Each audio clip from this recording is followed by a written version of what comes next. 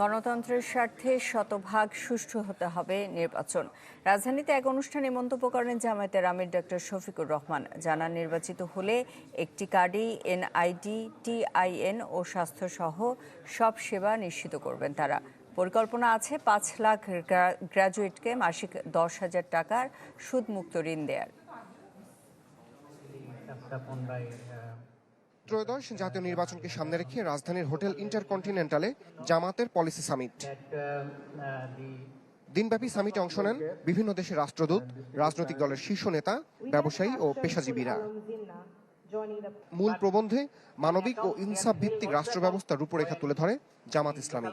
Rainbow allrounder exterior paint, বাড়ির বাহিরের দেয়ালের সুরক্ষা নিয়ে থাকুন নিশ্চিন্ত, সাথে পাচ্ছেন 10 বছরের ওয়ারেন্টি। জানাই, নির্বাচিত হলে স্বাস্থ্য খাতে বরাদ্দ দেয়া হবে জিডিপি 6 থেকে 8 ভাগ, সুদবিহীন ঋণ সুবিধা দেয়া হবে কৃষকদের।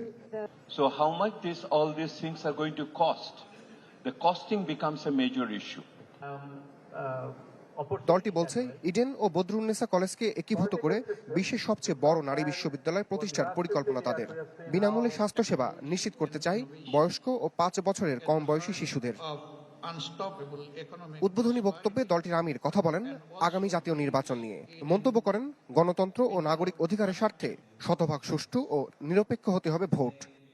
We want to rebuild a new Bangladesh that stands on the pillars of pluralist democratic values on which our country was founded. My party believes that only through democracy and free, fair and transparent elections can we move forward as a prosperous country. সাংবাদিকদের মুখোমুখি হয়ে দলটির নায়েবে আমির জানান, নাগরিক অধিকার সুরক্ষিত থাকবে এমন একটি দেশ গড়তে চান তারা। System which will ensure the equality and which will ensure the rights for all the society, the people of all walks of people. সামিটে দেশের শ্রম নির্ভর অর্থনীতিকে জ্ঞানভিত্তিক অর্থনীতিতে রূপান্তরের কথা জানান জামাত নেতারা। For the good governance and the good society. Ramis Hussain, channel 24, Dhaka.